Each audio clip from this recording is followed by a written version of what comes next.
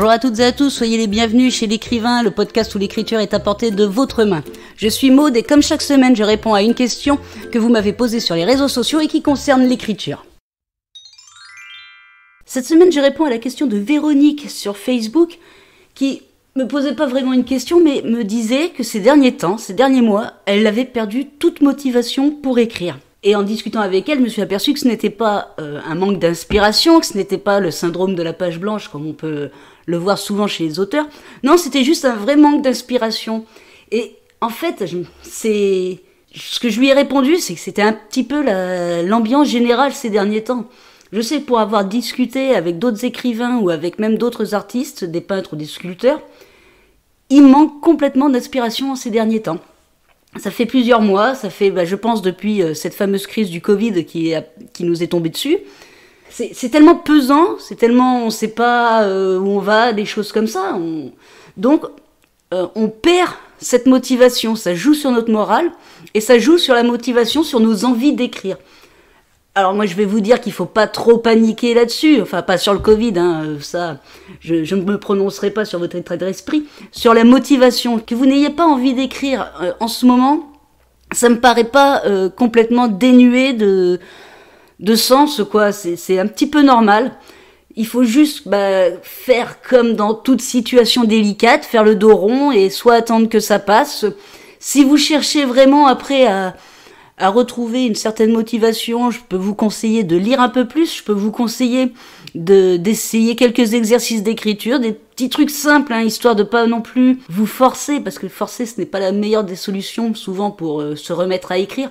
Non, quelque chose, des petits exercices qui peuvent être amusants aussi, des petites choses comme ça, parce que ça peut vous redonner cette motivation qui nous manque ces derniers temps et ces derniers mois. Ça peut aussi vous entraîner et du coup, ça va peut-être vous libérer un petit peu, puis ça changera votre esprit surtout de la situation actuelle, de toute cette morosité qu'il y a.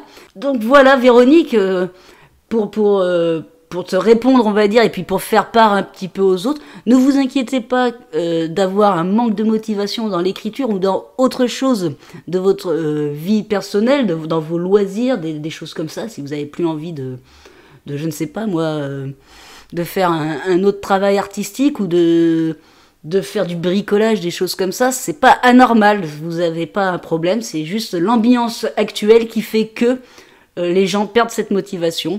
Donc faites le dos rond, essayez de téléphoner à vos amis, vos familles, des choses comme ça, des choses qui peuvent vous détendre, faire des choses aussi qui vous font vous évader, comme la lecture ou regarder un bon film à la télé ou en vidéo.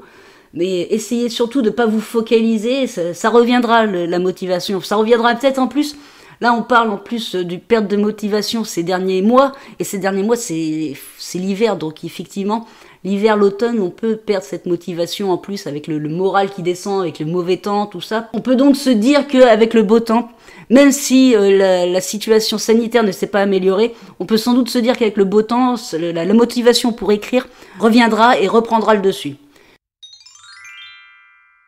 Voilà pour la réponse de la question de cette semaine. Si vous avez envie d'apprendre l'écriture ou de développer un peu votre style, je vous offre une formation, tout ça gratuitement. Vous trouverez le lien en description de ce podcast. Si vous avez envie de me poser une question sur l'écriture, n'hésitez pas à me contacter sur les réseaux sociaux. Sinon, je vous retrouve la semaine prochaine pour la réponse à une nouvelle question.